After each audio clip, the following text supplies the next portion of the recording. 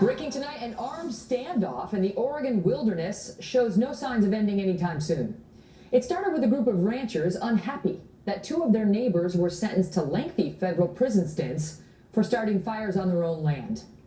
Dwight and Stephen Hammond got 5-year sentences after some of those fires spread to federal land.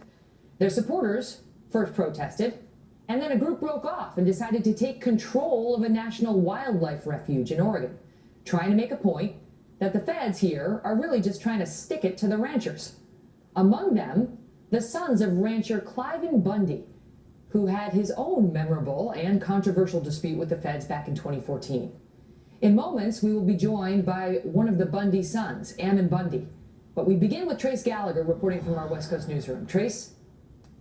Megan, 73-year-old Dwight Hammond and his 46-year-old son Steve arrived at the federal prison near Los Angeles late today. After some brief goodbyes, the two men walked through the gates to begin serving their 5-year prison terms. The Hammonds' ranch interlocks with federal property, so for years, the family and Bureau of Land Management have worked together to manage the vast area where the Hammonds' cattle graze. In the early 2000s, the Hammonds claimed the feds gave them permission to start fires intended to protect those cattle. BLM says there was no permission, and 3 years ago, Dwight and Steve Hammond were convicted of arson. They served their original sentences, 3 months for the older Hammond, a year for the younger. But because they were prosecuted under a federal anti-terrorism law that mandates at least 5 years, the government took the rare step of appealing the shorter sentences. Now, because the government is playing hardball with the Hammonds, armed protesters have taken over several buildings at a wildlife refuge near Burns, Oregon.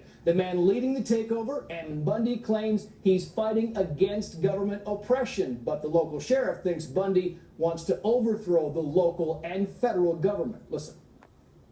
The Hammonds have turned themselves in. It's time for you to leave our community, go home to your families, and end this peacefully.